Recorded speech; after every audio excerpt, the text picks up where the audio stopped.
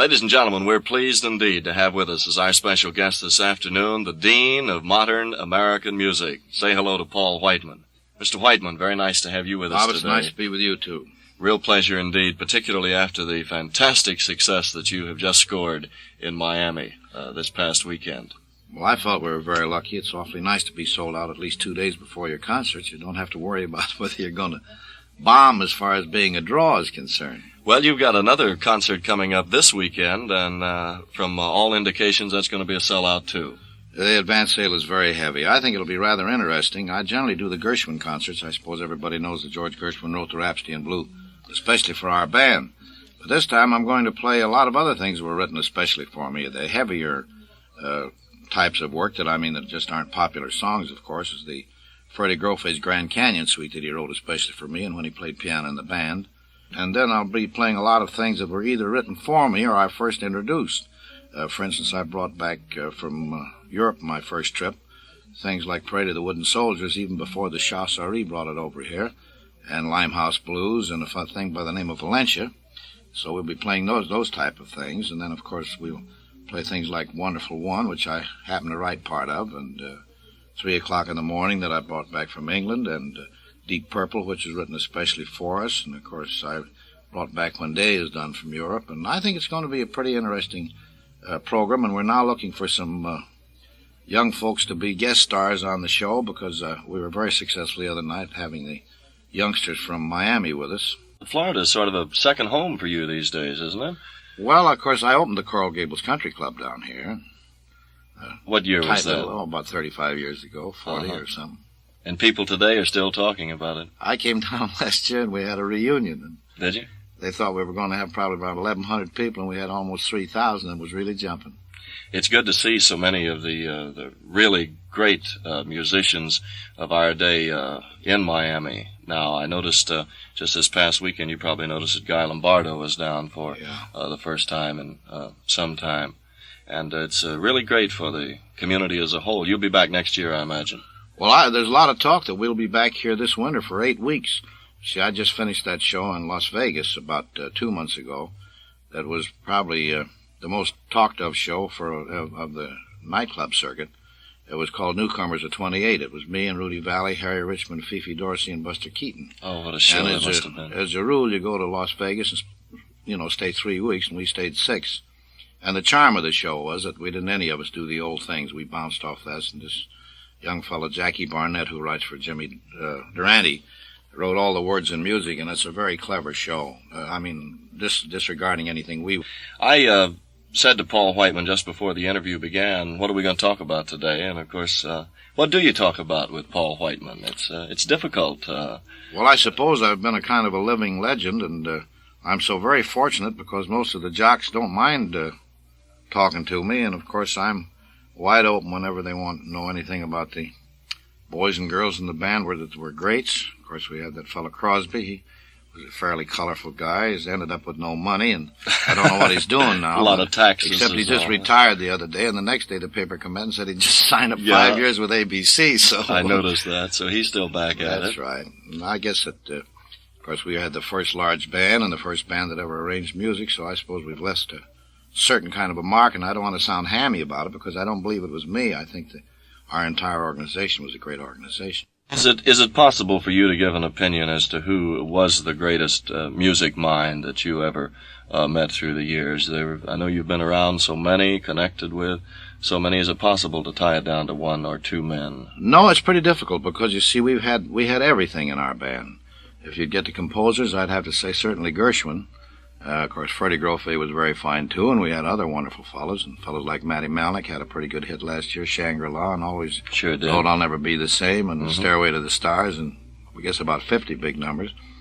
So you couldn't pin it down because Gershwin certainly didn't write like that. He was in a different class. And then you'd have to say, well, who's the best trombone player? Do you like Tommy Dorsey or Jack Teagarden? Well, you can't compare them at all. I'd say Jack's tops in his line and always has been, and certainly Tommy was in his line. So it's pretty hard to just say, I guess rounded all the way around because he touched almost every field of entertainment. You'd have to say that Bing topped it, that's for sure. In the present-day singers today, you want to talk about the newcomers for a moment? When I say the newcomers, I mean not only the Elvis Presley, but some of the ballad boys, too, the Tommy Leonettis and such. Do you see any great talent coming up today? I think Pat Boone will be a very big guy because he's very well balanced. However, you don't have to be, because certainly on his way up, Frankie had plenty of pains of being a good boy and a bad boy, and he still made the grade. He's just got a great big wonderful heart. And of course Bing was so well rounded. A lot of them don't. They reach the top, and then they don't keep on developing. I think Boone will. Presley had a fantastic face, and if he comes out of the Army and develops, why, I think a lot of things could happen to Presley. Do you think he'll be around quite some time if he's handled properly? If he develops. Well, what does the king of jazz think of rock and roll music as a whole? Oh, I think it's all right, but I still like music. You do. Tell us about some of the big hits you turned down through the years. What did you make a mistake on? Any big songs brought to you that you didn't like? Well, no, I don't think so. I had a very peculiar relationship with writers and publishers. I felt that we'd been so very lucky to have had a band like ours make so much money, and all of us really be living it up as well as we did. And I realized the music, of course, was 80% of it. And so I didn't concern myself with cutting in on tunes or starting publishing companies. I felt that everybody that wrote tunes and published tunes, they were doing us a great favor by furnishing us with the kind of material we needed. And I was equally cruel. If I didn't like anything, I didn't play it. Because if I wasn't getting paid and fooling around with the boys, I didn't see why that I had a right to choose the best that was around. Sure. What did the critics think when you first performed George Gershwin's Rhapsody in Blue? Well, all the big critics in New York, there's only one that liked it. They said it was trite and that it wouldn't last. And people always ask me what I think of critics. And I'm not mad at any critics either, because I think that they have a very sacred right. I don't understand fully how a critic can go to a sold-out house and see 3,000 or 4,000 people really having a ball and say everything was wrong, and they'll do it very often. Yeah, I mean, or at least why don't he say the audience loved it? I thought it was bad. What was the audience reception the first time you did Rhapsody in Blue? Oh, wonderful, wonderful. The place really been jumped. Pretty good since then, hasn't it? Oh, sure.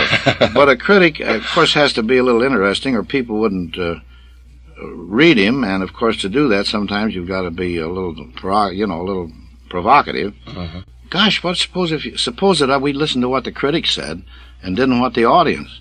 First of all, there's only the 3 or 4 critics in every town, and they don't pay anything for tickets. So I mean, how could you exist? You can't go just by critics. No. There would have been a lot of great Broadway musicals that would have never lasted more than one night had they listened to the critics. And if the critics could predict as half as fast as they could complain and condemn, man, they'd be in business. They'd be rolling in so much money, and of course, nobody's ever commercial unless he has a chance to get some money.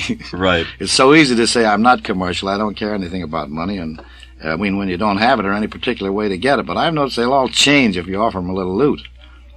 Yeah, money changes everyone, I guess. Rhapsody in Blue, was that the biggest recording you ever had? Or what was the biggest record you ever did? We made the biggest record that was ever made. Which was 3 o'clock in the morning. That's right. So that isn't a single sale. You see, we had no radio or television plugs. It sold 3,800,000 in one sale. That meant in 1 year. Now, I know that Crosby's White Christmas and a lot of others have sold 15 or 16 million copies, but that's over a period of 17, 18 years. We've been talking to a tradition of modern American music, Mr. Paul Whiteman. Mr. Whiteman, thank you very much for being our guest today. Bob, it was nice to be here. Our pleasure.